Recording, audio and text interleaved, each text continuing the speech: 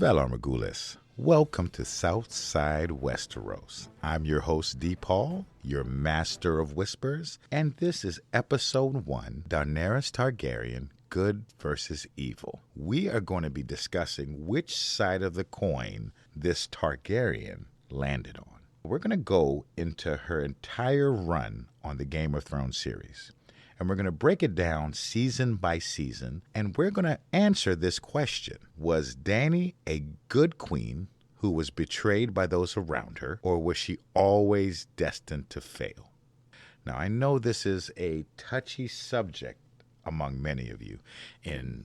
On Reddit, in many of the message boards, in my inbox, everyone has an opinion on Dany, and they're very strong about the position that they've taken on her. Several people look at Dany as a monarch who could have changed the entire world of Westeros. Some say for the better. Some say that if it wasn't for the betrayal of Jon Snow and the ineptitude of those around her, primarily Tyrion, that these are the things that led her to fail. I disagree. I intend to show you that Dany had many missteps along the way. And in all honesty, she was never meant to rule. I believe that in the upcoming House of the Dragon, you will see what Dany may or may not have been meant to be. But for all intents and purposes, those are one of my favorite sets of words, but I'll try not to use it a lot, folks. But, if you know me, you know. I intend to show Dany as a character. While I love her, I do love her as a base character. I think she had a tremendous upside, but she was ill-prepared to be a monarch and to be a leader. I liken her to a child with an Uzi. A child is a child, but you put an Uzi in their hand, they can cause a lot of damage, wreak a lot of havoc on this world. And that's what Dany did. But I get it, but before you tear my head off, let's go into it. And I'll start breaking down what I see as mishaps on the way to what ultimately led to Drogon carrying her lifeless body off into the sunset. But I intend to show you that while Dany was a relatable character who garnered sympathy from the viewer, she was the worst thing that could have happened to Westeros. I know. That's big, bold statements, right? Well, we'll see. But let's go to the beginning.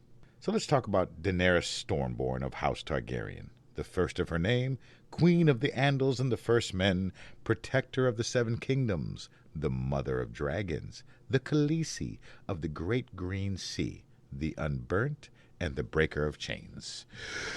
Whew. Yeah. A big title. This is going to be a quick recap of who she was. Dany, or Daenerys, was the youngest child of King Aerys, the Mad King, and his sister wife, Rhaelia. Her father died during the sack of King's Landing, from a sword to the back from Jaime Lannister. We'll discuss that in a future podcast. And she was born after the sack. Her mother had escaped and died during childbirth. Robert Baratheon then installed himself as the king. Her brother Viserys fled to the island of Dragonstone, their ancestral home, to escape Robert, because Robert wanted no piece of that. He wanted him gone. He felt a certain way about Rhaegar. Robert killed him, although there was never any real evidence that Robert actually killed Rhaegar. So we're going to get into that. Rhaegar's wife, however, Elia Martell, and their children were raped and killed by the Mountain at the direction, supposedly, of Tywin Lannister. But unbeknownst to Daenerys, the rest of her family, her oldest brother, and everyone who had died. And she now is alone in the world with Viserys. Viserys is then known as the Beggar King. They go from house to house to house. She never really has a place to call home. So even though she's told she's royalty, even though she's told that she comes from this great lineage and long line of Targaryens who ruled for years, these are just stories to her. And the only thing that really justifies this or even confirms this is those who do still support the legitimacy of a Targaryen on the throne. But for the most part, she's just a young child that grew up in a very unstable environment, has gone from place to place to place, and all these people are not helping you to be kind or nice. They're helping you because one day they may need a favor from the king. However, I think the reason why her life was so unstable is because the instability of Viserys. Anyone who knows anything would look at Viserys and see he would be a terrible king. Why is that? Is it because he's a bad guy? Probably. Because it is referenced that he does beat Dany, and that's called releasing the dragon. But the age of Viserys when he went on the road is anywhere from 8 to 14. Not really sure. So this young child really had no training into how to be a monarch, how to be a king. He was a spoiled rich kid that then was forced to take care of a baby. Now, they did have servants. Now, don't get me wrong. These are not just two children on the road not being able to take care of themselves. They had servants initially, servants who were loyal to them and who were loyal to their family. However, that loyalty ran out when the money ran out. They were even forced to sell the most precious heirloom they had, which was the crown of their dearly departed mother, who died in childbirth. Now, let me explain something to you. Viserys, while probably loving Dany because of the blood relationship they had, most likely resented her. He, as a child or preteen, saw the deaths of his entire family and saw everything that he had ever known in his entire life snatched from him. And then this little white-haired little girl then kills my mother during childbirth, which makes me now having to be the one that takes care of them.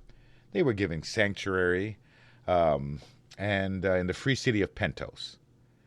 Now, Dany dreamed of a peaceful home and a place to belong to at this point. But she lives in constant fear of Viserys. Again, he hits her every time he loses his temper. Living under Viserys' domination left her meek and malleable. So I want you to think about that. This is a meek and malleable person who was then thrust into the Game of Thrones. She doesn't even know what she wants at this point. In the books, Dany's 14. In the show, they never exactly address her age, but one can assume it's around anywhere from 16 to 18. But this is, we have to know the measure of who Daenerys Targaryen is at this point when she starts playing with Uzis. She doesn't get to the Uzis yet, but everything is leading up to that. So, when we meet Dany, she's standing in a great hall with and Emilia Clarke. She was masterful in displaying this particular emotion. She was lost. I don't know what I'm here to do, but I understand that I have a duty because it's been beaten into me. So she's standing there in a borrowed house, in a borrowed dress, with no possession in the world, no possessions. And you look at her, and then Viserys comes in, compliments her on her body, and in that same conversation, threatens her. Now, when you look at Dany and you look at the reference of the book says Dany's thinking this. I don't want to do this. You want to marry me off to someone twice my age who is a savage